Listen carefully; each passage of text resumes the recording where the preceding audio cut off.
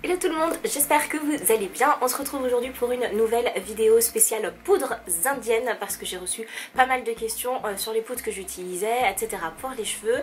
Et suite à ma vidéo précédente lorsque je vous expliquais que mon coiffeur a cassé mes petits cheveux de devant notamment, du coup j'ai repris bien plus activement tout ce qui est poudres indiennes. Donc voilà, je vais tout vous dire sur les poudres indiennes, quelles sont celles que j'utilise, où est-ce que je les achète et comment je les utilise. C'est parti!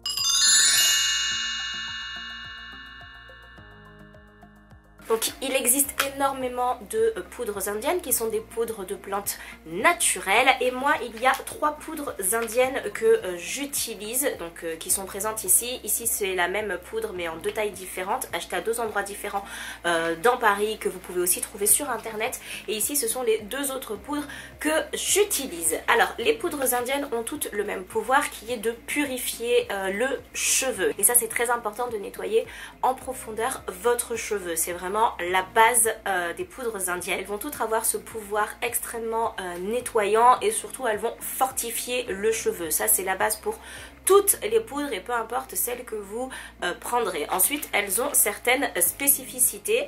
Donc par exemple moi j'aime la poudre d'hibiscus qui se présente comme ceci. Voilà, donc différentes tailles forcément pour différents prix et très sincèrement ça coûte vraiment pas cher du tout. Soit je crois que ça c'est 1 € et quelques chez Aromazone et celles-ci je les achète donc dans des boutiques indiennes. On reviendra sur le lieu juste après, je vous ai filmé l'endroit exact où je les achète. Donc les pouvoirs de la poudre d'hibiscus, donc cette poudre est utilisée en Inde pour fortifier les cheveux, les faire briller et stimuler leur pousse. Pour moi ça c'est vraiment le plus important, c'est stimuler la pousse de mon cheveu parce que très franchement là avec ce qui m'est arrivé, ma petite catastrophe, regardez voilà, j'ai vraiment besoin de stimuler la pousse.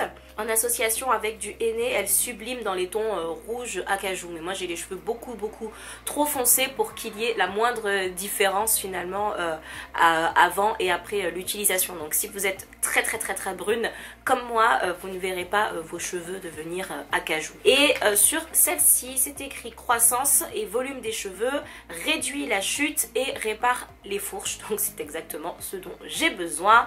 Colorant naturel qui retarde le cheveu blanc. Ensuite il y a la poudre Kapoor Kashli dont je vous ai déjà parlé, qui est ma poudre préférée, donc réputée pour faire pousser les cheveux, rend le cheveu doux, épais, brillant et fortifie. C'est exactement tout ce dont j'ai besoin et c'est tout ce que je souhaite pour mes cheveux. C'est un soin capillaire d'exception. Et ensuite vous avez la Kapoor Shangi, je vais vous mettre tous les liens en barre d'infos hein.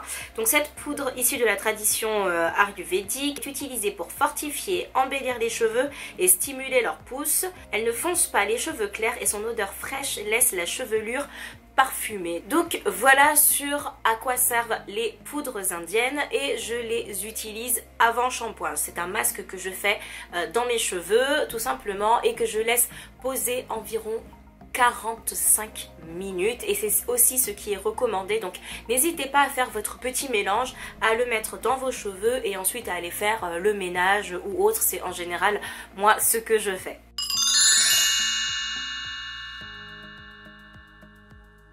Ensuite, où acheter vos poudres indiennes? Alors les petites comme celle-ci, moi je les achète chez Aromazone. Donc dans Paris il y a une boutique côté rive gauche du côté de Odéon pour celles qui vivent sur Paris. Sinon le site Aromazone livre également, donc vous pouvez très bien les commander sur internet vraiment sans problème. Il doit certainement y avoir d'autres boutiques mais je vous avoue que moi je ne connais que Aromazone. Donc si vous connaissez d'autres boutiques en ligne, n'hésitez pas à les laisser en commentaire pour toutes celles que ça peut intéresser. Et ensuite celles-ci ce sont des poudres indiennes que j'achète au passage Brahmi dans le 10e arrondissement et je vous laisse avec les images puisque j'ai été filmée là-bas. Ne faites pas attention à mes cheveux qui ont pris la pluie etc et qui étaient dans un état assez lamentable, pluie plus métro etc. Mais en tout cas je vous laisse avec les images du... Donc ça y est, on se retrouve au passage Brady. Le passage Brady, c'est un petit peu le lieu, on va dire, indien de Paris, donc dans le 10e arrondissement. De ce côté, vous avez le métro Château d'Eau et de l'autre côté, vous avez le métro Strasbourg-Saint-Denis et c'est pile au milieu. Et c'est là-bas en général que j'achète mes poudres indiennes. Donc soit vous allez chez Aromazone ou vous les commandez sur Aromazone, soit vous venez les chercher au cœur de Paris comme moi dans le 10e, dans une boutique typique indienne, dans le passage Brady qui est vraiment le lieu où vous avez des magasins indiens, des restaurants, etc.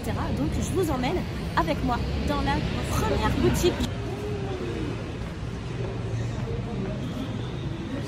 Dans la toute première boutique située juste là à droite. Je ne sais pas du tout comment elle s'appelle.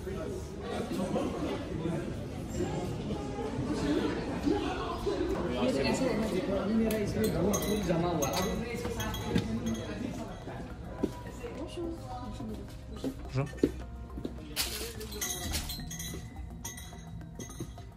Donc la Kapur Kashli pour faire pousser les cheveux, hibiscus.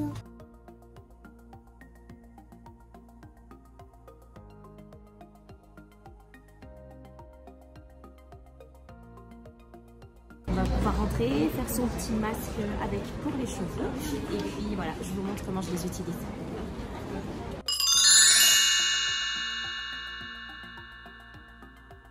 Maintenant c'est l'heure de mon shampoing. J'avais hâte de vous tourner cette vidéo pour pouvoir aller me laver les cheveux, sachant que là j'ai des extensions ondulées, donc des extensions à clip. Je vais vous montrer tout simplement comment je fais ma petite préparation. Donc je prends tout simplement un bol, de l'eau, poudre Kapur Kashli et une fourchette. Et en fait je vais tout simplement venir faire mon mélange.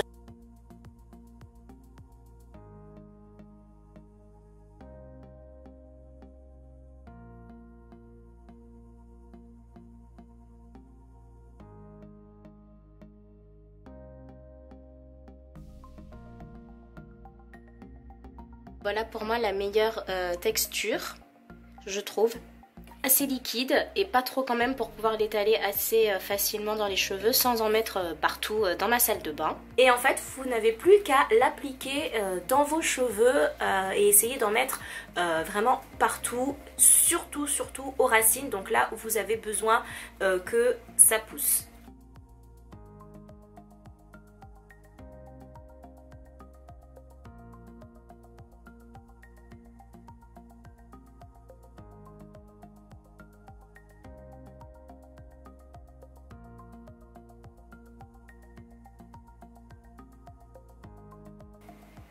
Et voilà, c'est terminé, vous n'avez plus qu'à laisser poser pendant 45 minutes et vous avez votre cheveu fortifié. À la suite de ça, vous utilisez votre shampoing classique, votre conditionneur classique et c'est la meilleure façon pour faire pousser vos cheveux.